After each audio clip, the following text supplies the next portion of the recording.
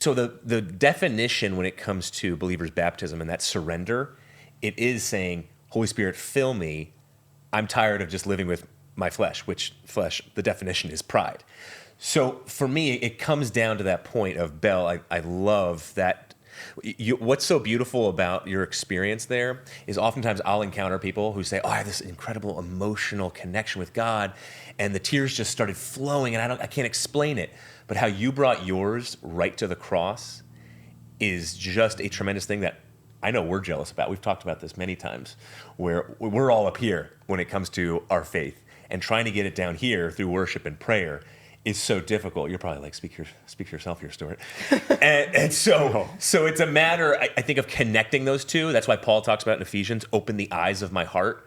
And that's exactly what you're doing when it comes to getting prayed over and saying, wow, Jesus died on the cross for my sins. That changes everything. And my favorite Russian author, who might be the best author of all time, Dostoevsky, had a very similar experience. Like, he was all in his head, and he said, God does not exist. He goes into this church in Russia, and he falls to his knees because he's literally staring at this cross for over 3 hours and starting to realize the sacrifice that Christ made for me. And so it wasn't this head connection where it was like, oh yeah, I'm going to weigh the evidence and then decide based off of the intellectual side of the teleological argument. Yeah. No, it was the head, but it was also the heart of finally understanding that sacrifice that Christ made. Wow. And yeah, you put it in such a good way. And it was before